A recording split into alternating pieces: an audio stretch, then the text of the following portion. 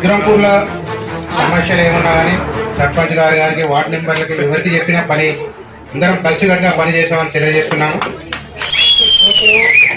పందులు ఆవులు మాత్రం వారం రోజుల్లో పని చేసి చూపెడతామంటున్నాం. 14 మంది వార్డు మెంబర్ల సర్పంచ్ 15 మంది వారం రోజుల్లో రిజల్ట్ చేసి చూపెడతామని తెలియజేస్తున్నాం. ఈ అవకాశం ఇచ్చిన అందరికీ ధన్యవాదాలు. అందరికీ నమస్కారం. నేను పోటీ చేయడం ఇది 5వ సారి.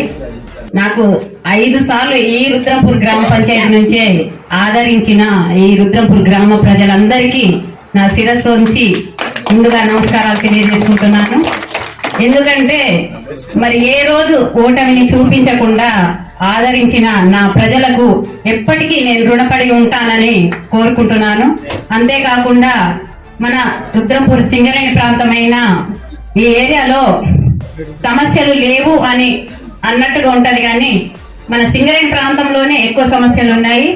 కాబట్టి ఈ సమస్యల్లో మరి నిన్నటి వరకు నాతో పాటు గెలుపొందిన మన ఉప సర్పంచ్ వార్డు సభ్యులు అందరం వివిధ పార్టీల్లో పనిచేసిన వాళ్ళం.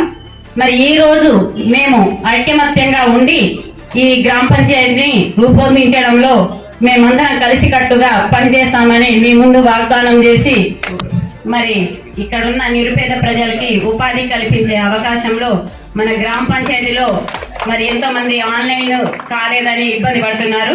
వాళ్ళ గురించి తప్పకుండా ఆన్లైన్ చేపించి వాళ్ళకు ఉపాధి కల్పిస్తానని మాటిస్తున్నాను. ఈ సభాముఖంగా ఈ అవకాశం ఇచ్చిన మీ అందరికీ ధన్యవాదాలు తెలుపుతూ సెలవు తీసుకుంటాను.